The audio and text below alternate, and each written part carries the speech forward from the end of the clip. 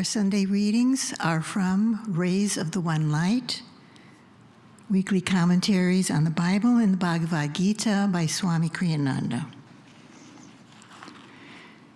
Today's reading, week 34, How should we meet our tests? Truth is one and eternal. Realize oneness with it in your deathless self within. The following commentary is based on the teachings of Paramahansa Yogananda. Last week, we considered Satan's temptation of Jesus in the wilderness after his baptism by John. We discussed the question, does Satan exist? All of us experience temptation of one kind or another in our lives, some of us frequently, others only occasionally. Whether temptation comes to us from our own subconscious or from outside ourselves is secondary to the fact that it does come and that we must deal with it. More important then is the question how to deal with it. In fact, how to deal with tests of any kind. Martin Luther flung an ink pot at the devil who had appeared to test him. A dark stain on the wall of Luther's cell is pointed out to tourists in support of this story. Unfortunately, our trials are not often so summarily dismissed. As a fellow monk once said to Swami Kriyananda, speaking of Satan, if only I could get my hands on him. Jesus, during his temptation in the wilderness, overcame them and thereby set an example for all time by clinging the more determinedly to God. As Paramahansa Yogananda used to say, darkness cannot be driven out of a room with a stick. Once you turn on the light, however, the darkness will vanish as though it had never been. Jesus manifested this principle. The Bible tells us, therefore, that at last the devil leaveth him, and behold, angels came and ministered unto him. In the Bhagavad Gita, the point is clarified further by the added explanation that there are three qualities in human nature: sattvic, or spiritually elevating; rajasic, or ego-activating; and tamasic, or spiritually darkening. It is this triune aspect of human nature that the third chapter refers to with the words, as fire is hidden by smoke, as a mirror is dulled by rust, and as an embryo is enclosed in the womb, so is the indwelling self enveloped by desire. Yogananda explained that each of these examples describes one of the qualities or gunas. Sattva guna, that which elevates our consciousness, can be freed of any identity with ego by a little puff of meditation and right affirmation. Rajoguna, which embroils the ego in restless activity, can be worked off with a little more and a little longer effort. Tamoguna, embracing as it does such mental states as laziness and stupidity, can only be outgrown in time, since it inhibits even the desire for self-improvement. The example Jesus gave us was intended more for those in whom sattva guna is predominant. But if you yourself find elements in your consciousness that resist even the effort to cling to God in prayer and meditation, don't despair. Patience, as it has been well said, is the fastest path to God. As long as your efforts take you steadfastly in the right direction, you will come out right in time. Remember Yogananda's words, a saint is a sinner who never gave up. If, however, your nature impels you, even against your will, to move in the wrong direction, toward egoic desires and away from God, strive at least to detach yourself mentally from your wrong actions, which are induced by habit. The time will come when their own stored up energy will tire and diminish. At that time, if you have not contributed to that energy by your consenting will, you will find it possible at last to redirect your energies more constructively. Thus, through Holy Scripture, God has spoken to mankind. Oh, oh, oh.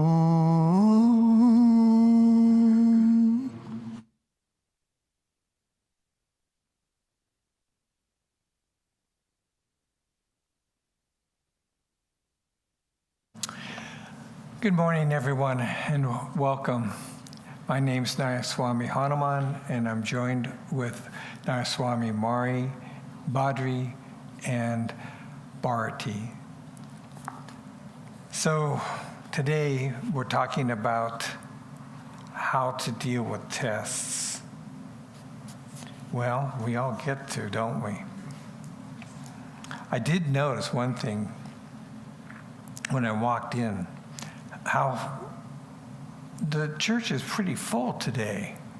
And I was thinking to myself, I bet you the churches, those that are air conditioned, and the movie houses are well taken care of today, because nobody wants to be out in the heat.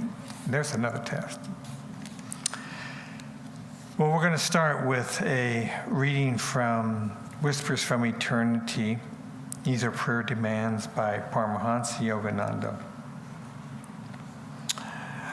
I demand to return home. Number 42.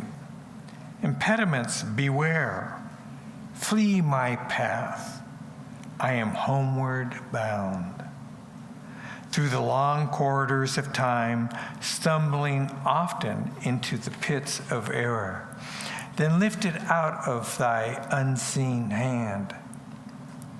I have walked painfully, discouraging darkness, barbed wire fences of habit, stony embankments of indolence, mountains of indifference, oceans of unfaithfulness, sirens of sense-longing may stand even now in my path, as if to prevent my onward march to thy palace.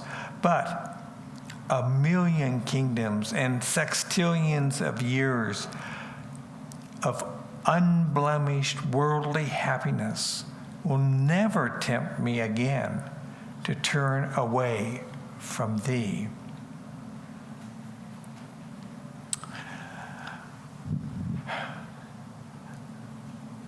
Recently, we had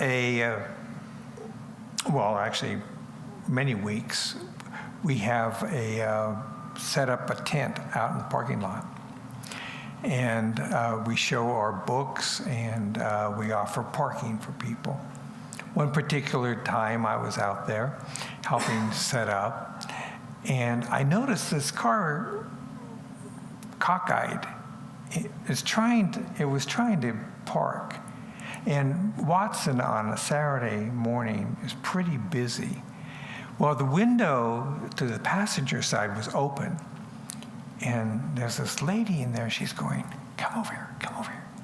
And so I go over, and how can I help? He says, can you help me park this car? I can't get it parked. And I said, well, sure, I'd be happy to. So I get out on the other side. I get out into the traffic so I can see what's going on and be able to talk to her. And we get the car parked properly, and she is so happy. She says, I was praying to God, and he answered my prayers. Do you know, I pray for everything. I pray even if the toilet gets clogged. Even if I get constipation, I pray. I'm thinking, boy, this is maybe TMF or whatever that is, too much information, TMI. At any rate, well, that's great. And she said, and I also teach my children. That brought up another thought. But at any point, this lady prayed, and she prayed for everything. It was just a part of her life, and she taught her children the same thing, is to pray before doing anything. And I was thinking about that and how important it is for us to have this relationship with God. And for any test that we have, and even before we have the tests, we want to have this deeper communion with Spirit, with that source that can help us and guide us no matter what it is that we're doing. We're all going to get tests. That's a given. In fact, pretty much every day we're going to get some sort of test.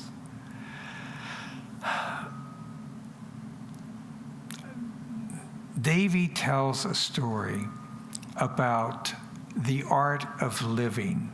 And she says that she thinks that maybe Master was the first person to use that term, the art of living.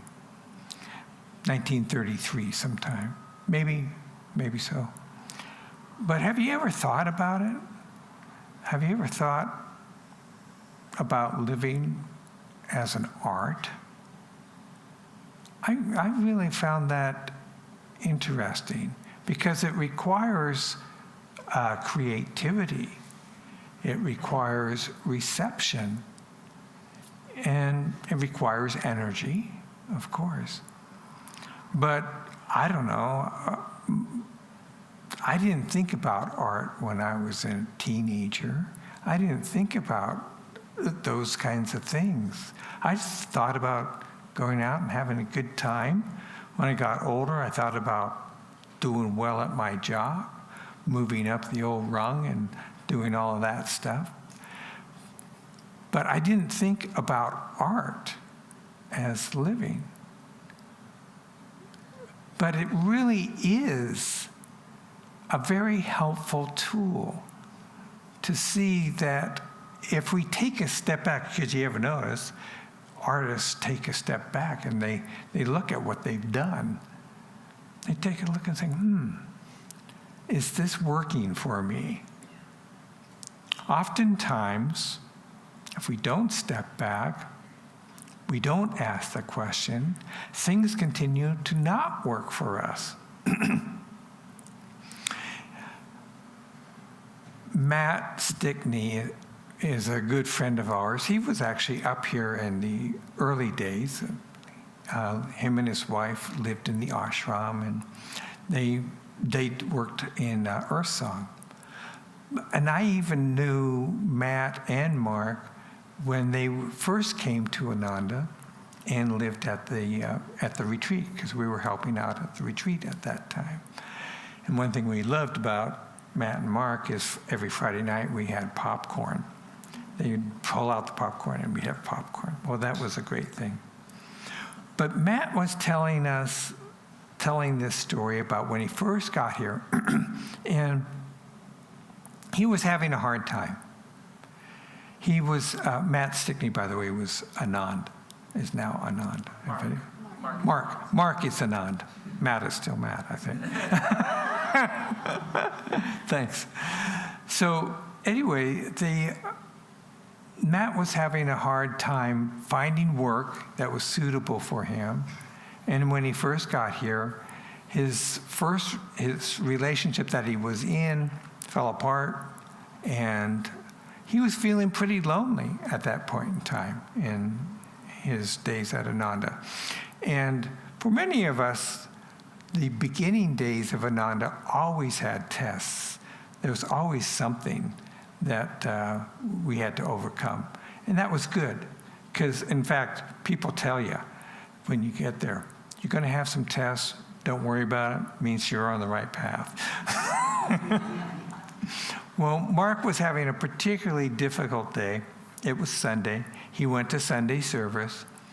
He sat in the back, a couple seats from the center. And he was, kind of feeling down. And Swamiji was the minister who was starting to talk. And the more Swamiji talked, the more Matt realized, I can change my life. I can change this situation. I can close the door of the past and I can open the doors of the future. And as Swamiji spoke, I have no idea what the sermon was, but it was working for Matt. He just felt stronger and stronger and uplifted. And, Sunday service ended. Swamiji started leaving the building, and he gets to the end of the chairs there, and he turns around and he looks directly at Matt, and he says, "Well done, great spirit." And he walks out. Where'd that come from? So there's many thoughts about that. One thought is that Swamiji always had his interest on Master. Master was and him were as close as one could be. They were probably becoming part of the entanglement, if anybody knows what that is. At any rate, the point was that self-pity will not get you where you want to go. In fact, self-pity in any situation will block your energy. So if you find yourself going there, by the way, these things that I'm coming up with are Master's teachings. They're from Master. So coming through me, so they're going to get, you'll get the best I can from it. But we need to realize that one thing, when we find that, we're going to have tests, and sure enough, we're going to fail. We wouldn't be here if we weren't going to fail some of our tests, because that's really where most of the learning is. We learn from those tests, especially when we can step away and look at what did I do? How did I respond? And how could I do that better? And that again is the art of things. I can't tell you how many years I spent not thinking about anything like that, but just thinking about, I'm going to do better next time. I'm going to do better next time. That's not enough. You're not going to do any better if you don't change anything. You have to look at what you're doing. A lady came to Anandi once, and this lady was a long-time devotee, and she was having a heck of a time at work. And she was saying, I just feel like these people, the couple of people that she's been working with are not, they're not friendly, they're not helpful. I just don't feel like I feel like they're kind of against me. And Anandi didn't really know what to say to her at the time. She commiserated with her, she felt what was going on, but it took a while, and later on she called her and said, "Try this. Use this phrase. God is greater than any test. God is greater than any test." And so she did. She started that mantra, God is greater than any test. Cindy, God is greater than any test. Time passed, 2 days, and a knock on the door happens. And one of the people that was giving her such a hard time was at the door. And she said, "You know, I think I owe you an apology." Great. So here we again have an idea of drawing on a power greater than ourselves and working with that power and seeing how we can make a difference.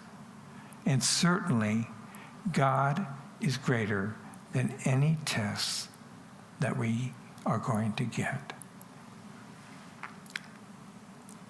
Another time, there was a lady named Auburn. Auburn was a young lady. She was in college.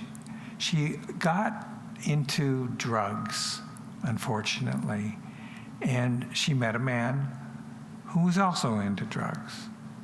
And together they had a baby. And it was not a good situation. He wasn't particularly a good husband either. So, not a good husband, both doing drugs.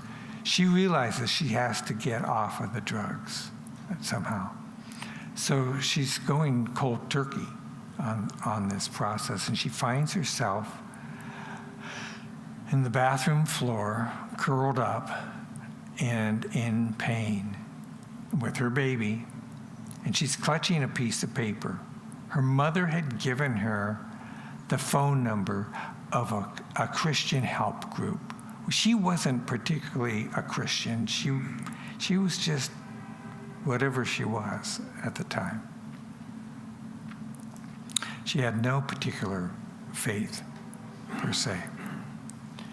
But around 2 a.m. in the morning, she's been feeling so bad that she gets onto the phone and she calls the number. And a voice answers, a man answers and says, hello? Says, "Hi, my name's Auburn and I'm an addict. Can you help me?" And apparently the man kind of reshuffles things and says, "Well, how can I help you?" And from 2 a.m. until sometime in the morning, she unloads her burden of everything that's going on in her life.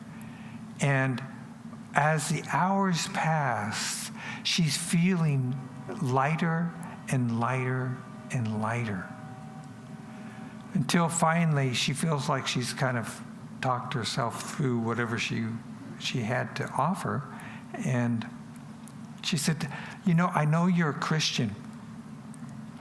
Perhaps you might have a Bible verse or something you could leave me with."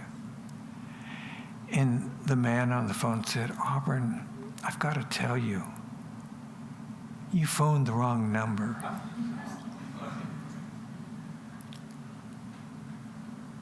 And with that, she realized that God had sent this person to her. How many people would do that? How many people would continue to listen and give solace to somebody for at least 4 to 6 hours? And I don't know what that person did for a living. They could have been in construction.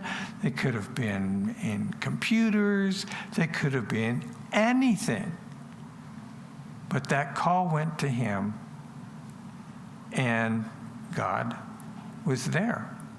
God was there for them both to get through that situation. What does that teach us? That God is everywhere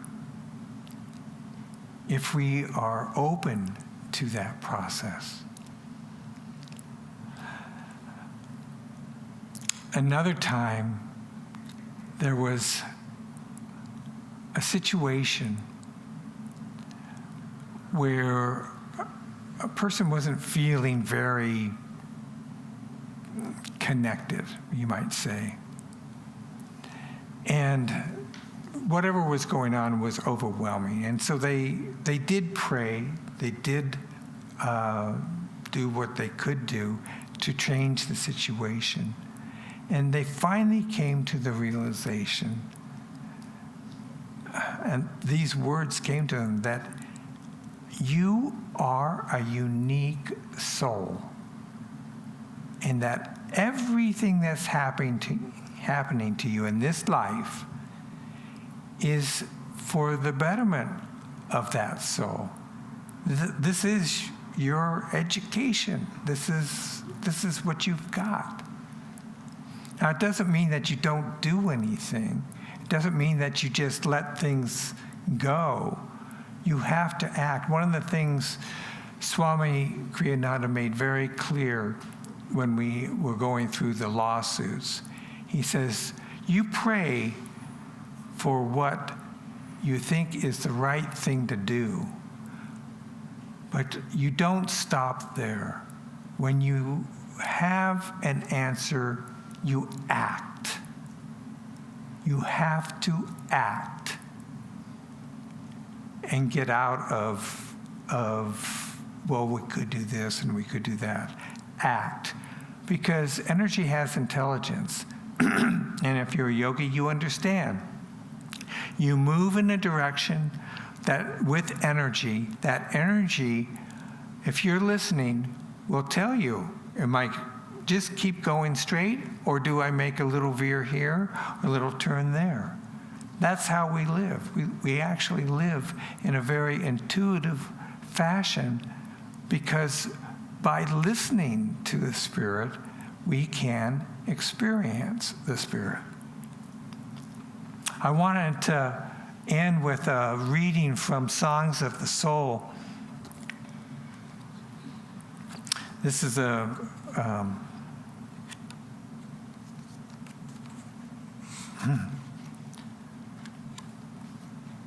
yeah, let's see now. Now I have to find it. Oh, that was it. Okay. When will he come? When every heart's desire pales before the brilliancy of the ever-leaping flames of love, God's love, then he will come. When, in expectation of his coming, you are ever ready to fearlessly, grieflessly, joyously burn the faggots of all desires in the fireplace of life, that you may protect him from your freezing inner indifference, then he will come. When no inclinations or unfulfilled cravings can be sure of your stability toward them, when he shall be certain you will never leave the Guru, then he will come. No matter how you feel, helpless, forsaken, tortured by temptation, karma, or tests, if you ever keep hoping he will come, he will come.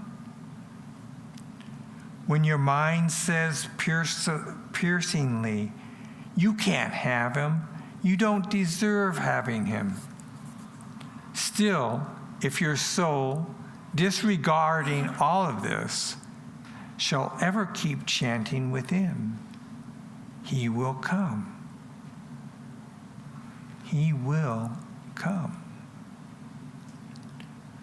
When he shall be sure nothing else can claim you, then he will come. Even if you are the sinner of sinners, still, if you never stop calling him deeply in the temple of unceasing love, if you ever keep calling him, he will come. he will come.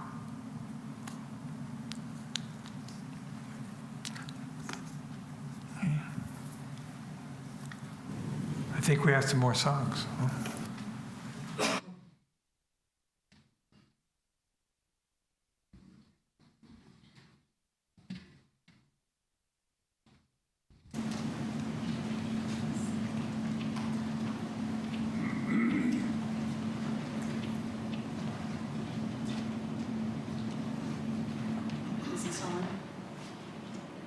This is a song that you'll be familiar with us. We sing this every week during the Festival of Light, Thy Light Within Us Shining. And it actually comes from an oratorio by Swami Kriyananda. And it's not just a song in the oratorio, it's the culmination. After you go through the whole life of Christ and the crucifixion, resurrection, several songs of triumph, the very last song, Thy Light Within Us Shining, everybody stands up, and it's the song of triumph after that light, that Christ light, is also us. So I want us to have that experience. I'm going to invite all of you to stand, and we're going to sing through. You'll be able to hear it finally with the harmonies, so if we're going to try singing more with a harmony during the festival too. And the second time through, I'm going to invite you to sing with us.